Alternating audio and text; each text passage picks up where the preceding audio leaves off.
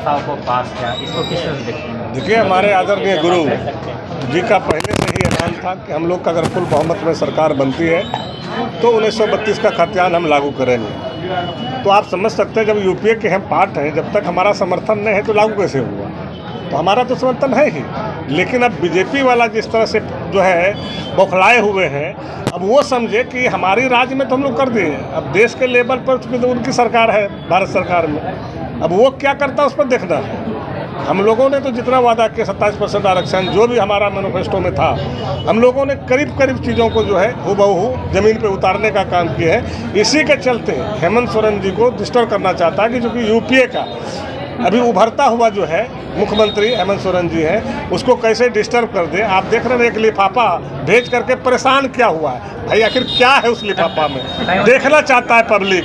आप इस तरह से डरवा के चाहता है कि हेमंत सोरेन डर से कुर्सी छोड़ करके भाग जाए, लेकिन हेमंत सोरेन कुर्सी छोड़ने वाला लोग नहीं है, लड़ने वाला लोग है।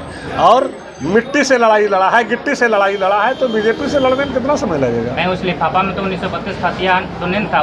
भैया 1932 खतियान आज जो सदस्यता लेके आप लोग देख रहे हैं ना, सदस्यता लेके वही ना डरवा रहा था कि इस चीज़ को लागू ना करे और इनका इधर उधर विधायक हो जाए। लिफाफा में क्या यही था क्या? यही तो हम तो बता रहे हैं ना कि 19 आखिर लिफाफा में क्या था, क्यों नहीं दिखा रहा? सदस्यता लेके था ना भाई, कि हेमंत सोरेन ने जो है क्या गमन किया, क्या लूट लिया राज का, ये तो बीजेपी को उजागर करना चाहिए, राज्यपाल जी को उजागर करना चाहिए। आप डरवा क्यों रहे हैं? आप अगर कुछ है तो निकालिए, उसको दिखाइए। आप तो चाहते थे कि ये सब डरवाएंगे, हेमंत सोरेन जी ने डर से ही गद्दी छोड़ देगा और फिर आनंद फानंद में हम लोग जो है खरीद फरोश करके सरकार बना लेंगे। लेकिन इसका मुंहतोड़ जवाब यूपीए के तमाम विधायकों ने दिया, एकजुट होके कि हम यूपीए एक है, बीजेपी कितनों भी साजिश करेगा उसका। रियाहाट विधानसभा के जो विधायक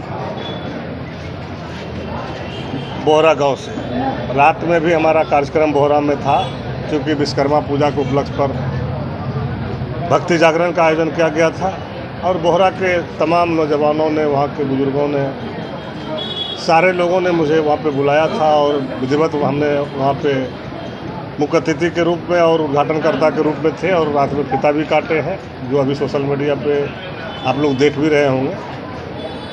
तो लड़ने के लिए देखिए, जनता जहाँ डिमांड करता है, मांग करता है, तो हम लोग तो पॉलिटिकल लोग हैं, तो निश्चित रूप से इच्छा जाहिर होता है। और हम तो पहले भी जब 99 में चुनाव लड़ने के लिए सोचे थे तो मेरा पहला टारगेट पोड़ैयाहाट विधानसभा था, लेकिन किसी कारण बस नहीं मिल पाया।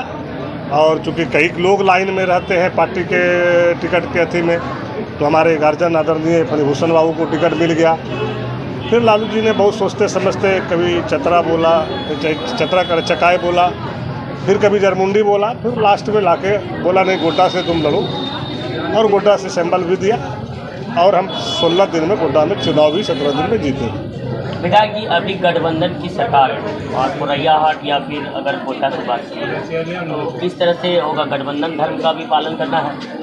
देखिए, अगर आप गठबंधन की बात करते हैं तो जो पार्ट है, जो वर्तमान विधायक है, वो हमारे गठबंधन से नहीं जीता था, वो जेवीएम से जीता था और वो गठबंधन का कोई पार्ट नहीं है। और अगर आप इस गठबंधन की बात करते हैं तो वो बहुमत हमेशा जेएमएम का रहा है गठबंधन का, तो वो सीट किसी न किसी रूप में जेएमएम में जाएगा। और वैसे परिस्थिति में चूंकि अभी हम लोग दौरा देख रहे हैं, जैसे हम लोगों ने भी सिटिंग सीट गढ़वा में दे दिया, ये आपका जो है जीरो साहब वाला सीट हम लोग जो है गढ़वा में दिए, 2 सीट जो है, तो उस तरह की परिस्थिति बनता है, कहीं हम छोड़ते हैं कभी वो छोड़ेगा। जब हमारी मजबूत दावेदारी देखेगी, जनता हमको चाह रही है, तो निश्चित रूप से यूपीए को अगर आगे राजनीति करना है मजबूती से, तो जहाँ जिसकी मजबूती है वहाँ उसको हक मिलना चाहिए। आरजेडी के मजबूती को लेकर संथाल पटना में किस तरह के काम हो रहे हैं आरजेडी की तरफ? देखिए, जिस तरह से सोशल मीडिया और सारे चीज़ों में आ रहा है, पेपर में भी आ रहा है, और जिस तरह से हम लोग लगे हुए हैं, राष्ट्रीय जनता दल कल भी झारखंड में मजबूत था और 3-4 मंत्री मेरा रहा करता था और 14-15 विधायक हम लोग रह करते थे, लेकिन परिस्थिति बस चेंज होते रहा। और राष्ट्रीय जनता दल का जनाधार आज भी मजबूत है कि हमारे नेता आदरणीय लालू प्रसाद यादव जी, वो कोई बिहार का नेता नहीं, वो देश का नेता है और देश के गरीब गुरबा की निगाह लालू प्रसाद यादव जी पे टिका हुआ है।